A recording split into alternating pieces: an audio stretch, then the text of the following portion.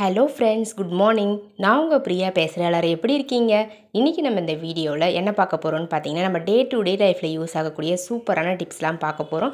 வீடியோவை ஸ்கிப் பண்ணாமல் பாருங்கள் ஃப்ரெண்ட்ஸ். அப்போ தான் நான் என்ன சொல்ல வரேன் அப்படின்றது உங்களுக்கு கிளியராக புரியும். ஓகே ஃப்ரெண்ட்ஸ், இப்போ நம்ம வீடியோக்குள்ளே போகலாம். வீடியோக்குள்ளே போகிறதுக்கு முன்னாடி நீங்கள் நம்மளுடைய சேனலை ஃபஸ்ட் டைம் பார்க்குறீங்க அப்படின்னா மறக்காமல் சப்ஸ்கிரைப் பண்ணி வச்சுக்கோங்க. அதுக்கு பக்கத்தில் இருக்க பெல் பட்டனையும் ப்ரெஸ் பண்ணுங்கள். அதுக்கு பக்கத்தில் இருக்க ஆல்ன்ற பட்டனையும் ப்ரெஸ் பண்ணுங்கள் ஃப்ரெண்ட்ஸ். அப்போ தான் நான் போகிற வீடியோஸ் உங்களுக்கு உடனுக்குடனே நோட்டிஃபிகேஷனாக வரும். ஓகே ஃப்ரெண்ட்ஸ், இப்போ நம்ம வீடியோக்குள்ளே போகலாங்க. டிப்ஸ் நம்பர் 1 பார்க்கலாம். டிப்ஸ் நம்பர் 1ல இந்த மாதிரி பழைய பேங்கிள்ஸையும் குழந்தைங்களுடைய பழைய ட்ரெஸ்ஸையும் சேர்த்து எப்படி ரீயூஸ் பண்ணுறதுன்னு பார்க்கலாங்க. பாருங்கள், ஃபஸ்ட்டு நான் வந்து எடுத்திருக்க அந்த ஓல்டு கிளாத்தில் எடுத்திருக்க அந்த பேங்கிள்ஸை அழகாக வச்சுட்டு இந்த மாதிரி மார்க் பண்ணி எடுத்துக்கிறேன். இந்த மாதிரி சர்க்கிள் மாதிரி மார்க் பண்ணி எடுத்துக்கோங்க. நீங்கள் பென் வச்சு மார்க் பண்ணி எடுத்தாலே போதும். பாருங்கள், நான் ஃபுல்லாகவே எத்தனை பேங்கிள் எடுத்துருக்கணும் அத்தனை சர்க்கிள் வந்து மார்க் பண்ணி எடுத்திருக்கேன். மார்க் பண்ணி முடித்த பிறகு சிசர் யூஸ் பண்ணி நம்ம மார்க் பண்ண மாதிரியே சர்க்கிள் ஷேப்பில் அந்த கிளாத்தை வந்து கட் பண்ணி எடுத்துக்கலாங்க ஃப்ரெண்ட்ஸ். பாருங்கள், நான் கிளாத்தை கட் பண்ணி முடிச்சிட்டேன். இப்போ நம்ம கட் பண்ணி வச்சுருக்க அந்த கிளாத்தை இந்த பேங்கிள்ஸுக்கு மேலே ஃபெவிகால் அப்ளை பண்ணிவிட்டு நான் எப்படி வந்து ஒட்டுறேனோ அந்த மாதிரி நீங்களும் ஒட்டி எடுத்துக்கோங்க ஃப்ரெண்ட்ஸ். இந்த மாதிரி ஒவ்வொரு பேங்கிள்ஸுக்கு மேலேயும் நம்ம கட் பண்ணி வச்சுருக்க அந்த கிளாத்தை வந்து ஒட்டி எடுத்துக்கோங்க. இப்போ நம்ம சப்ஸ்கிரைபர் எல்லாருக்குமே ஒரு பெரிய ஹாய் சொல்லிக்கலாங்க.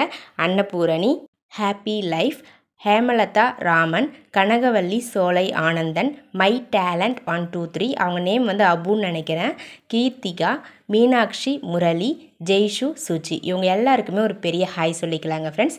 ஓகே ஃப்ரெண்ட்ஸ், இப்போ நம்ம வீடியோக்குள்ளே போகலாம். பாருங்கள் ஃப்ரெண்ட்ஸ், நான் வந்து அழகாக எடுத்துருந்த அந்த பேங்கிள்ஸ் எல்லாத்துக்கு மேலேயுமே அந்த கிளாத்தை வந்து ஒட்டி விட்டுட்டேன். இப்போ நம்ம இந்த பேங்கிள்ஸை வந்து நம்மளுக்கு தேவையான மாதிரி அரேஞ்ச் பண்ணி எடுத்துக்கலாம். அந்த மாதிரி அரேஞ்ச் பண்ணி முடித்த பிறகு நான் வந்து ஐஸ்கிரீம் ஸ்டிக்ஸை வந்து குட்டி குட்டியாக கட் பண்ணி வச்சுருக்கேன். இப்போ நான் சர்க்கிள் ஷேப்பில் வந்து அரேஞ்ச் பண்ணிவிட்டு சென்டரில் வந்து ஒரு பேங்கிள்ஸ் வச்சு அரேஞ்ச் பண்ணி எடுத்திருக்கேன். இப்போ நம்ம அரேஞ்ச் பண்ண அந்த பேங்கிள்ஸை அட்டாச் பண்ணுறதுக்காக ஐஸ்கிரீம் ஸ்டிக்ஸில் ஃபெவிகால் அப்ளை பண்ணிவிட்டு நான் எப்படி பேஸ்ட் பண்ணுறனோ அந்த மாதிரி பேஸ்ட் பண்ணிங்க அப்படின்னா ஒவ்வொரு பேங்கிள்ஸும் இன்னொரு பேங்கிள் கூட வந்து பார்த்திங்கன்னா ஜாயின் ஆகிடும்.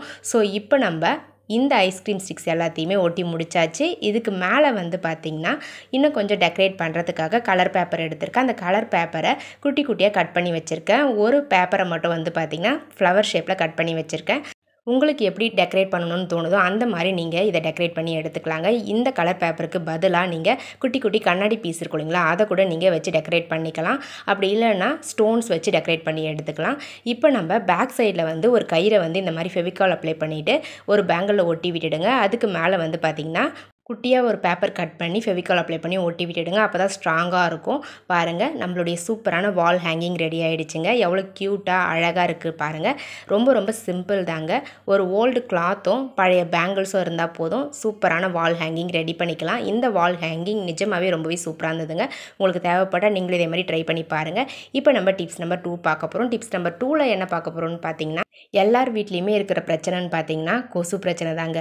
அந்த கொசுவை விரட்டுறதுக்கு ஒரு சின்ன டிப்ஸ் பார்க்க போகிறோம். பாருங்கள், நம்ம வீட்டில் நார்மலாக யூஸ் பண்ணுற ஒரு ஆனியன் எடுத்துக்கோங்க. அந்த ஆனியனை இந்த தோலெலாம் ரிமூவ் பண்ணிவிட்டு அங்கங்கே இந்த மாதிரி சின்ன சின்னதாக கட் வந்து போட்டு எடுத்துக்கோங்க ஃப்ரெண்ட்ஸ். பாருங்கள், இந்த மாதிரி கட் பண்ணி எடுத்துக்கணும். அப்போ தான் ஆனியனுடைய ஸ்மெல் வந்து பார்த்திங்கன்னா நல்லாவே வெளியே வர ஆரம்பிக்கும். இது கூடவே கடுகு எண்ணெய் இருந்தால் எடுத்துக்கோங்க. அப்படி கடுகு எண்ணெய் இல்லை அப்படின்னா நீங்கள் நம்மக்கிட்ட கடுகு இருக்கும் இல்லைங்களா, அந்த கடுகை வந்து இந்த மாதிரி பொடிச்சு எடுத்துக்கோங்க. கொஞ்சமாக ஒரு 1/4 ஸ்பூன் இருந்தால் போதும். அந்த கடுகை வந்து நல்லா பொடிச்சு எடுத்துக்கிட்டு அதில் வந்து கோகோனட் ஆயில் வந்து ஒரு 1/2 ஸ்பூன் அளவுக்கு ஆட் பண்ணிக்கோங்க.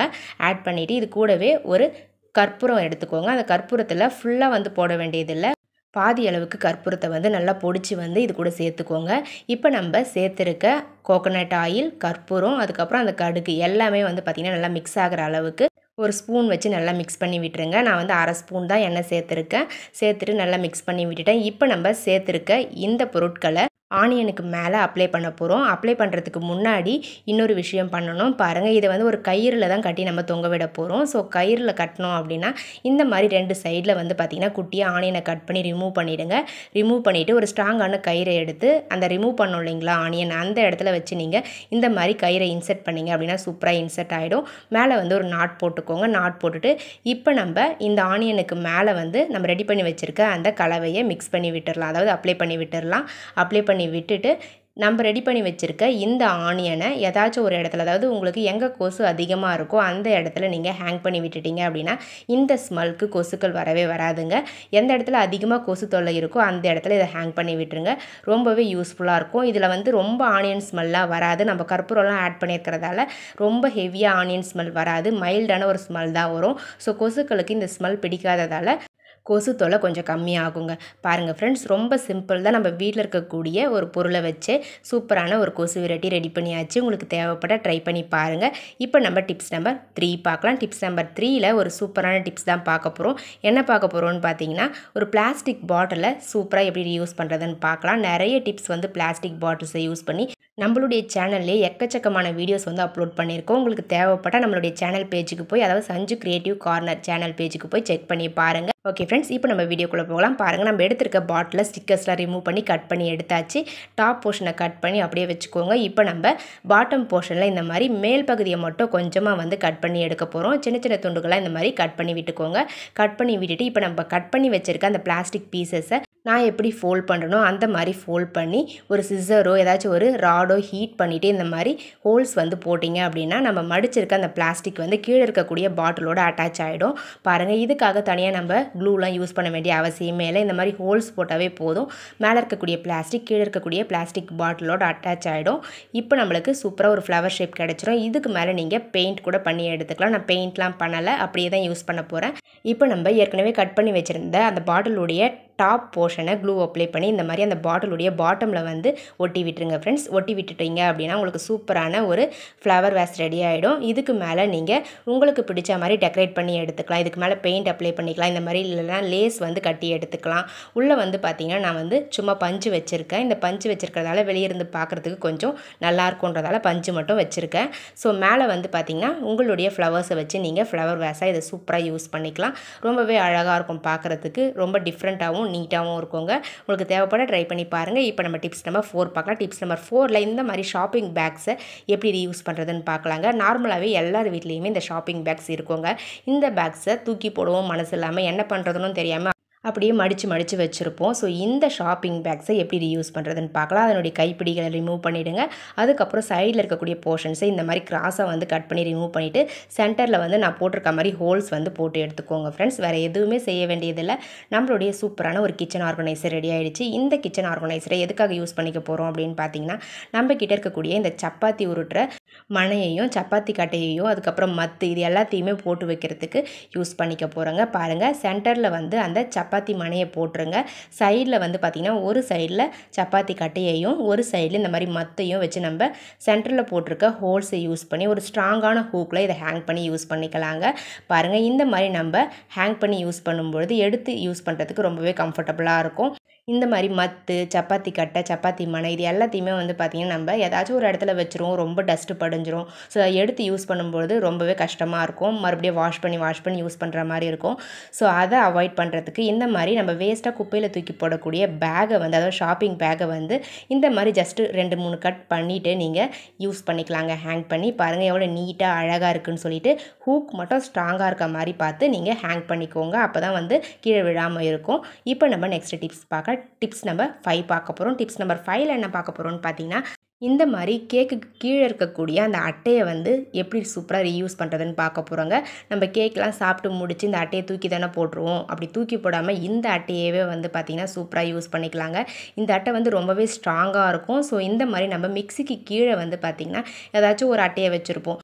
என்னதான் அட்டையை கட் பண்ணி வச்சாலுமே அது வந்து ரொம்ப நாளைக்கெலாம் தாங்காது. மறுபடியும் மாற்றிக்கிட்டே இருக்க மாதிரி இருக்கும். பட் இந்த கேக் அட்டை வந்து பார்த்திங்கன்னா ரொம்ப ஸ்ட்ராங்காக இருக்கிறதால நீங்கள் ஒரு 1 இயர் வரலும் கூட வச்சு யூஸ் பண்ணலாங்க. பாருங்கள், இந்த அட்டைக்கு மேலே நம்ம அழகாக இந்த மிக்சியை வந்து வச்சு விட்டுடலாம். வச்சு விட்டுட்டோம் அப்படின்னா நம்மளுக்கு மூவ் பண்ணுறதுக்கும் ஈஸியாக இருக்கும். நம்ம ஒரு இடத்துலேருந்து ஒரு இடத்துக்கு எடுத்து வச்சு யூஸ் பண்ணுறதுக்கு ரொம்பவே கம்ஃபர்டபுளாக இருக்குங்க.